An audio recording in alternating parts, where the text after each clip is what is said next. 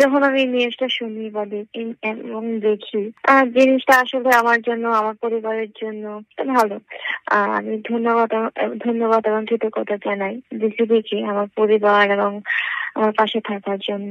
আর যে এই যখন নিউজটা শুনি, আমি আসলে খুব বিশ্বাস করতে পারতেছিলাম না, বাট এখন ক্লিয়ার হলাম। হ্যাঁ, আমি খুবই আনন্দিত এবং খুশি, অনেক অনেক খুশি। এটা আমার জন্য অনেক ভালো হবে। এটা সারপ্রাইজ আমার কাছে, সারপ্রাইজ যেখানে আমি আসলে এটা কিছু বলতে পারছি না।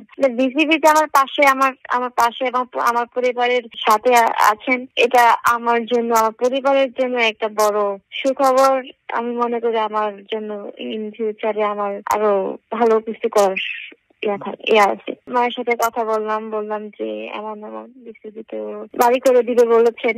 তো এই কথাটা যখন শুনে মামা বলছে, হ্যাঁ তাই নাকি? অনেক বলছে, অনেকে তো বলে যে এই করে দিবে, ওই করে দিবে, এটা কি সত্যি হবে? এবারটা কি সত্যি হবে? বলছি হ্যাঁ সত্যি, জানি না, দেখা যাক। বলছে যেহেতু বিসিবি বলছে, যেহেতু এটা বাস্তবায়ন পসিবিলিটি বেশি। মা তো মাই, ভালো খবর শুনলে তো অবশ্যই মায়ের থেকে কে বেশি খুশি হতে পারে বলেন? খুশি হওয়ার কথা আমার থেকে বেশি।